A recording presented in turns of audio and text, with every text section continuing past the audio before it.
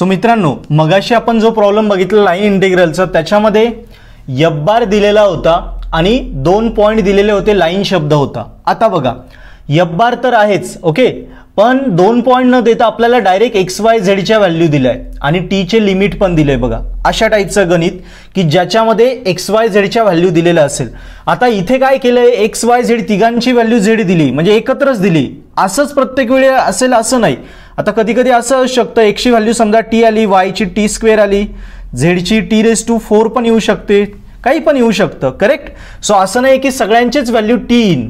Okay, हे योगायोग आहे की ह्या एक्झाम्पलमध्ये एक्झाम्पल नंबर ऑफ टाइम विचारलं जातं म्हणून मी घेतलं आहे आणि या एक्झाम्पलमध्ये तिघांची व्हॅल्यू टीच आली आहे. अशा वेगळ्या व्हॅल्यू येऊ शकतात. वेगळ्या जरी आल्या तरी तसंच करायचं.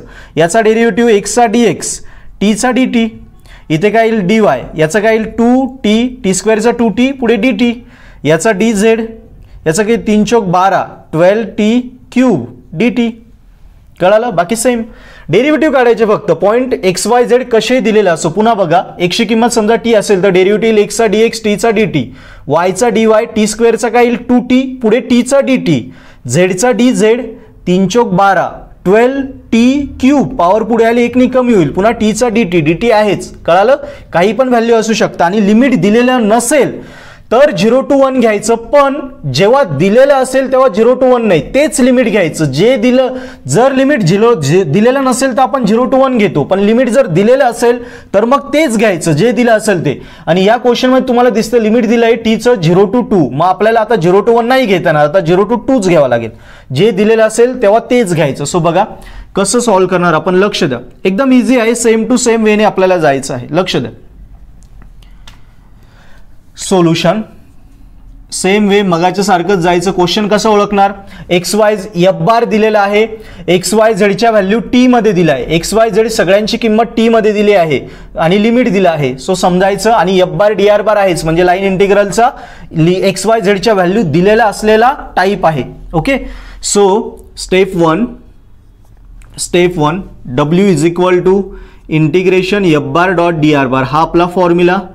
किमती टाकणार आपण. w is equal to F bar काय ही term x² plus yz i bar plus y² plus zx j bar plus z² plus xy k bar into D R बारचा आपला स्टँडर्ड फॉर्म्युला काय आहे तो dx i bar plus dy j bar plus dz k बार, हा आपला standard formula.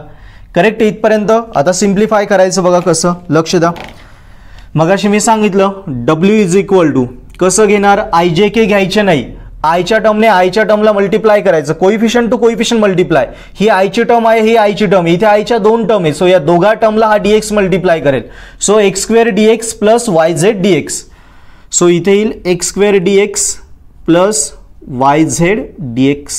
आलो इथपर्यंत. पुढे बघा प्लस ही ह्या टर्मला जे ची dy दोघांना मल्टिप्लाय करेल, y² dy plus zx dy. So y² dy plus zx dy plus पुढे बघा z² dz plus xy dz equation number 1. आता इथून पुढे आपण काय करायचं, इक्वेशन 1 आपण काढून घ्यायचं. इथून पुढे मगाच्या टाईपमध्ये काय करायचं, 2 पॉईंट होते, मग आपण फॉर्म्युला वापरायचं लाईनचा, x minus x1 upon x2 minus x1, y minus y1 upon y2 minus y1. Okay. z minus z1 upon z2 minus z1 is equal t आणि त्यात किमती टाकायचो x1 y1 z1, x2 y2 z2 आणि मग xyz काढायचो. शेवटी काय करायचो, xyzच काढायचो ना. इथे xyz रेडीमेड दिले, मग ती मधला फॉर्म्युलाचा जेवढा पोर्शन आहे तेवढा इलिमिनेट होऊन जाईल. म्हणजे प्रॉब्लेम सोपा झाला की नाही. क्लिअर. सो एवढाच डिफरन्स आहे. तुम्हाला आता डिफरन्स पण समजला असेल. सो बघा सोडवायचं कसं. सो डायरेक्ट स्टेप 2 ला काय घ्यायचं, xyz घेऊन घ्यायचे, x ची किंमत t सेपरेट करून घ्यायची, y ची पण किंमत t, z ची पण t, y ची पण किंमत t आणि z ची पण किंमत t. डेरिव्हेटिव्ह घ्यायचे, x चा dx, t चा dt, y चा dy, t चा dt, z चा dz, t चा dt आणि लिमिट आता दिलेला आहे म्हणून तेच घ्यायचं. लिमिट काय बघा टीचं 0 to 2. सो लिमिट आलं 0 to 2. या सगळ्या व्हॅल्यू कुठे टाकायचे, इक्वेशन 1 मध्ये. सो इक्वेशन 1 आपण लिहिणार. बघा आता स्टेप 3, लक्ष द्या. स्टेप 3 पुन्हा इक्वेशन 1 लिहायची, w is equal to integration x square D x plus y z d x plus y square D y plus z x d y plus z square D z plus x y d z. Equation number 1 एकदा check करून घेऊ. X square D x y z d x y square D y z x d y z square D z x y d z आली equation 1. आता आपण value put up करणार बघा, value टाकणार. So डब्ल्यू इज इक्वल टू लिमिट काय आपलं आता 0 to 2 0 to 2 एक्स एक्सची किंमत काय बघा टी टीचा स्क्वेअर डी एक्स काय डी टी प्लस वाय काय आहे टी पुढे झेड काय आहे अगेन टी आणि डी एक्स आहे डी टी प्लस वाय आहे टी त्याचा स्क्वेअर डी वाय म्हणजे डी टी प्लस झेड म्हणजे टी एक्स म्हणजे पण टी आहे डी वाय पण डी टी आहे. झेड काय आपला टी त्याचा square D Z D T आहे plus X again T Y पण टी आणि डी झेड डी टी. बस हे सिम्प्लिफाय करायचं. सो बघा इकडे सिम्प्लिफाय करू. लक्ष द्या डब्ल्यू इज इक्वल टू लिमिट आहे 0 to 2 काय आलं बघा टी स्क्वेअर डी टी पुढे बघा टी आणि टी झाले टी स्क्वेअर डी टी म्हणजे हे टी स्क्वेअर डी टी पुढे बघा टी स्क्वेअर डी टी तसंच T square d T next T square d T सगळे टी स्क्वेअर डी टी येत आहे plus T square d T आणि हे पण T square d T. So T square d T plus T square d T पुन्हा एकदा check करून किती टर्म झाल्या 1 2 3 4 5 6 1 2 3 4 5 6 करेक्ट. सो आता टी स्क्वेअर डी टी एवढ्या वेळा आलं सिम्प्लिफाय होईल. सिम्प्लिफाय केल्यावर काय होईल 0 to 2 टी स्क्वेअर मोजायचे किती वेळा आहे 1 2 3 4 5 6. सो काय होईल ते 6 टी स्क्वेअर डी टी एकदाच येईल ना. So 6 t square d t. आता सिम्प्लिफिकेशन संपलं आता इंटिग्रेशन काढायचं. इंटिग्रेशनला तोच formula integration x raise to n d x काय येतो पॉवर आली 1 ने वाढते x raise to n plus 1 upon n plus 1. So simplify करणार काय आन्सर येईल याचं पॉवर 2 आहे सो 1 ने वाढवा 6 कॉन्स्टंट बाहेर राहील टी स्क्वेअरचं होईल टी क्यूब अपॉन 3 3 आणि भाग द्या 3 1 3 3 2 6 3 1 3 3 2 6. सो काय उरला डब्ल्यू is equal to 2 t cube limit आहे 0 to 1. मग आता लिमिट्स पुट करणार बघा आणि आन्सर काढणार. सो मी मगाशीच सांगितलं फक्त टीला टाकायचं 2 1 टाका फक्त 1 क्यूब 0 टाकला की 0च होणार आहे 1 क्यूब 1 होतो 1 into 2 2 करेक्ट. सो फायनली काय आन्सर आलं आपलं 2. सो डब्ल्यू इज इक्वल टू 2 ह्याला आपलं फायनल आन्सर. किती इझी आहे. पुन्हा एकदा लक्ष द्या काय केलं हा एफ बार होता फॉर्म्युला टाकला डब्ल्यू is equal to F bar dot D R bar f bar घेतला डी आर बार घेतला मल्टिप्लिकेशन करून इक्वेशन 1 घेतली. एक्स वाय झेड दिले होते त्यांचे डेरिव्हेटिव्ह परफॉर्म केले लिमिट 0 to 2 ऑलरेडी दिलेलं होतं करेक्ट. आता एक्स वाय झेड इक्वेशन 1 लिहून घेतली एक्स वाय झेड सगळ्या व्हॅल्यूच्या ठिकाणी या व्हॅल्यूज पुटअप केल्या सगळे टी स्क्वेअर डी टी झाले 6 वेळा. So 6 t square d T. So 6 बाहेर गेले याचं integration T cube by 3 3 2 6 2 t cube limit टाकलं 1 0ला 0च येणार आहे. सो 2 into 1 2 डब्ल्यू आला 2. सो अशा प्रकारे हा इम्पॉर्टंट क्वेश्चन होता. याच्यावर एक क्वेश्चन तुम्ही होमवर्कला करा सेम टू सेम टाईपने तो होमवर्क करा तुम्हाला त्याचं पण सिम्प्लिफिकेशन जमून जाईल. जस्ट मिनिट एक क्वेश्चन मी होमवर्कला देतो तुम्हाला होमवर्क करा लिहा. क्वेश्चन अशा प्रकारचा आहे if f bar is equal to 2xy plus 3z square i bar plus 2xy plus 3z square i bar plus x square plus 4yz j bar plus इकडे घेतो 2y square plus 6xz k bar evaluate work done म्हणजे तेच line integral work done for curve x is equal to T बघा x y झेडची value दिली आहे y is equal to t square आणि z is equal to t cube at t is equal to 0 to t is equal to 1, limit पण दिले. So बघा same type आहे हे एक्स वाय एफ बार आहे, F बारचा equation 1 काढून घ्यायची बरोबर. आणि त्याच्यानंतर पुढे काय करणार, हिंट देऊन देतो फक्त तुम्हाला.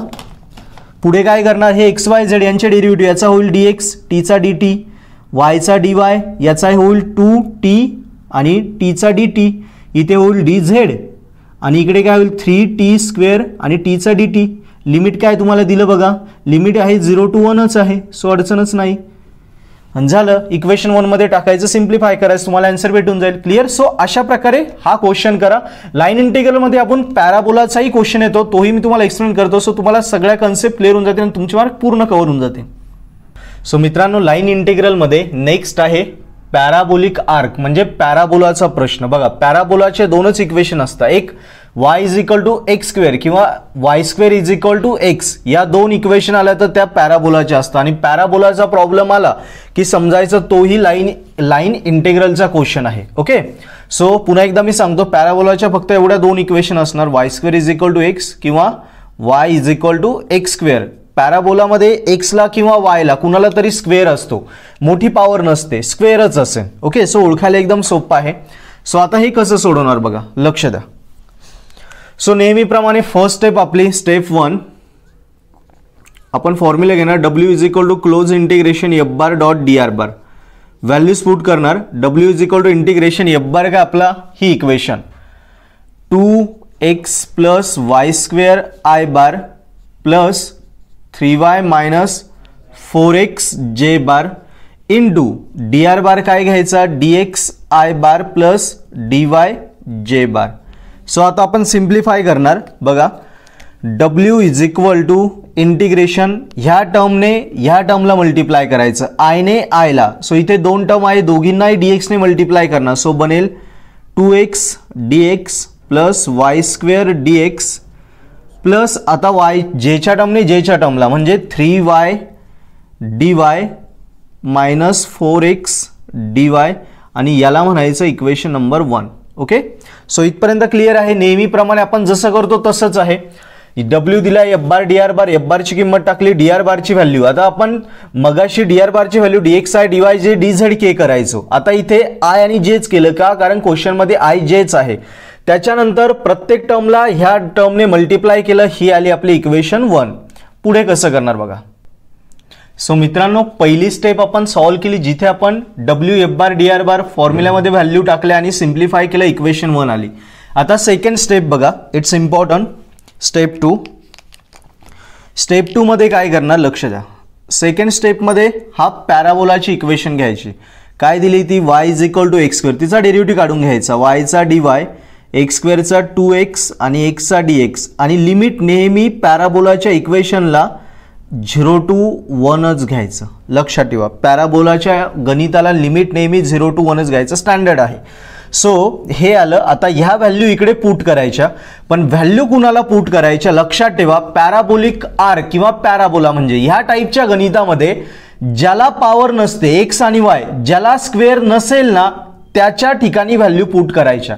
मग आपण ह्या एक्झाम्पल मध्ये बघितलं y ला स्क्वेअर नाहीये, मग कुठे कुठे y दिसतो, इथे y dy या ठिकाणी आपण व्हॅल्यू पुट करणार. क्लिअर आहे.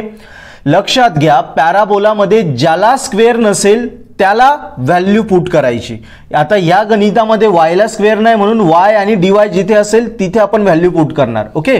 या सो बघा, इक्वेशन 1 मध्ये ह्या व्हॅल्यू पुट करणार. सो कसं येईल पुढे,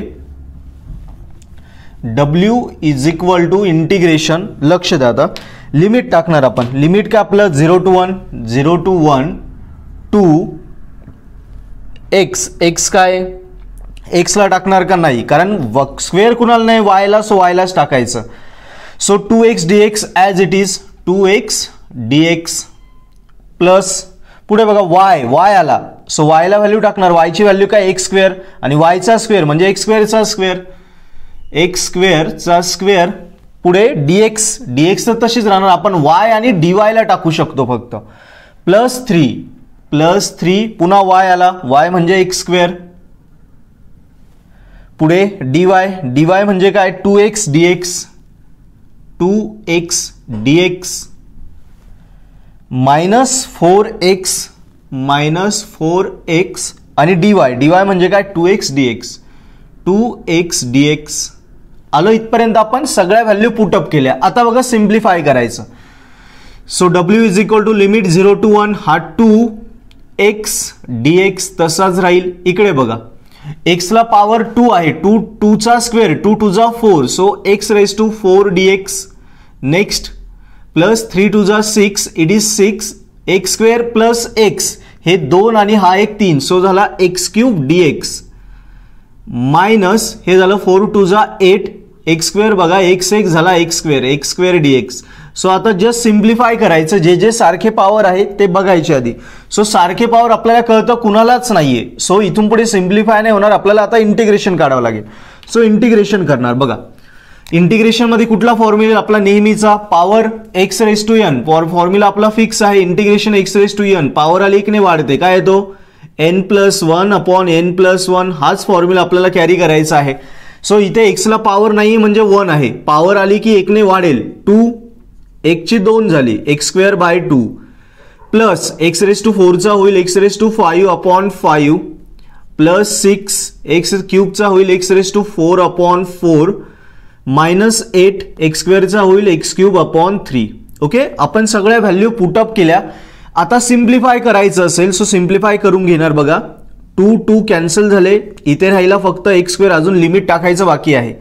प्लस इथे आला x raise to 5 by 5 plus 2 ने डिवाइड होऊ शकेल 2 2 जा 4 2 3 जा 6 so 3x raise to 4 upon 2 minus 8x cube upon 3 आणि लिमिट असणार आहे 0 to 1. सो आता लिमिट पुट करायचं. सो बघा लिमिट आपण नेहमी x च्या जागी पहिल्यांदा अप्पर लिमिट 1 पुट करणार, नंतर x च्या जागी 0 पुट केला तर आन्सर काय येणार आहे 0. मी सांगितलं लाईन इंटिग्रल मध्ये 0 टाकायचंच नाही कारण त्याने 0च येतं. सो इथे आपला टाइम वाचवायचा. So w is equal to फक्त 1 पुट करा 1 square plus 1 raise to 5 upon 5 plus 3 1 raise to 4 upon 2 minus 8 1 cube upon 3. So just याला आपण सिम्प्लिफाय करणार. सिम्प्लिफाय करण्यासाठी तुम्ही कॅल्सी पण वापरू शकता, ॲज इट इज कॅल्सीवर टाकलं तरी चालेल. सो मी कॅल्सीवरती करतो म्हणजे फटकन आन्सर येईल. हा आहे 1 स्क्वेअर ओके 1 स्क्वेअर सो तो 1च होईल plus 1 raise to 5 1 raise to anything 1 होतो सो आला 1/5 पुन्हा प्लस 1 रेज टू 4 1 1 इंटू 3 3/2 म्हणजे plus 3/2 minus 1 cube 1 into 8 8/3 minus 8/3 simplify केलं आन्सर येतं 1/30 म्हणजेच 0.033. So we got w is equal to 1/30 किंवा पॉईंटमध्ये आलं तर 0.033 या टाईपचं आपला आन्सर येतं. So it's very easy. बघा पुन्हा एकदा मी एक्सप्लेन करतो. क्वेश्चन लक्ष द्या. क्वेश्चन कसं ओळखणार f बार dr बार दिलाय म्हणजे लाईन इंटिग्रल आहे. त्याच्यात पॅराबोलिक आर्क म्हणजे पॅराबोलाचा क्वेश्चन आहे. पॅराबोला कसं ओळखायचं एक तर y ला स्क्वेअर असेल x ला स्क्वेअर असेल किंवा y ला स्क्वेअर असेल पॉवर 2च असते वेगळं नसतं. सो w f बार dr बार f बारची व्हॅल्यू टाकली dr बारची स्टँडर्ड व्हॅल्यू टाकली मल्टिप्लाय केलं इक्वेशन 1 आलं. इक्वेशन दिली होती पॅराबोलाची तिचा डेरिव्हेटिव्ह काढला लिमिट नेहमी 0 to 1 घ्यायचं. आलेल्या व्हॅल्यूज सर्व कुणा ठिकाणी पुट करायच्या ज्याला ह्या पॅराबोलाच्या इक्वेशन मध्ये ज्याला पॉवर नसते तिथे पुट करायचं. सो इथे y ला पॉवर नाही म्हणून y आणि dy ला पुट करणार. जर x ला पॉवर नसती तर x आणि dx ला पुट केलं असतं. सो बघा जिथे x आणि dx आहे ते तसेच राहिले, इथे y आहे तिथे पुट केला. पुन्हा इथे y आणि dy y dy ला पुट केलं dy ला व्हॅल्यू पुट केली सिम्प्लिफाय केलं x रेज टू n चा फॉर्म्युला लिमिट्स पुट केलं आन्सर आलं करेक्ट. सो असा इम्पॉर्टंट क्वेश्चन होता. आता हाच क्वेश्चन फक्त y ला पॉवर घेऊ आपण आणि x विदाउट पॉवर असेल या टाईपचा क्वेश्चन तुम्ही होमवर्क करा. सो क्वेश्चन नंबर 6 लक्षात द्या. क्वेश्चन नंबर 6 देतो आहे तुम्हाला मी होमवर्कसाठी. या same question if f bar is equal to f bar same असेल 2x plus y square i bar plus 3y minus 4x j bar with parabolic arc आता उलट घेऊया y square is equal to x y square is equal to x, बाकी सगळं same. Joining the points, joining 0 0 2 1 1. Okay, so same question असेल, फक्त तुम्हाला याचा derivative करायला लागेल. काय येईल तो 2y dy, वाय स्क्वेअरचा 2y, वायचा dy आणि एक्सचा डेरिव्हेटिव्ह dx. अशा प्रकारे याला सॉल्व करा आणि याचा आन्सर येईल तुम्हाला 5/3. w is equal to 5/3. याला होमवर्क करा, सेम टाईपने हा सॉल्व करा. क्लिअर? सो सेम वेने तुम्हाला करायचं आहे. सो अशा प्रकारे आपण लाईन इंटिग्रलचे नंबर ऑफ क्वेश्चन सॉल्व केलेले आहे.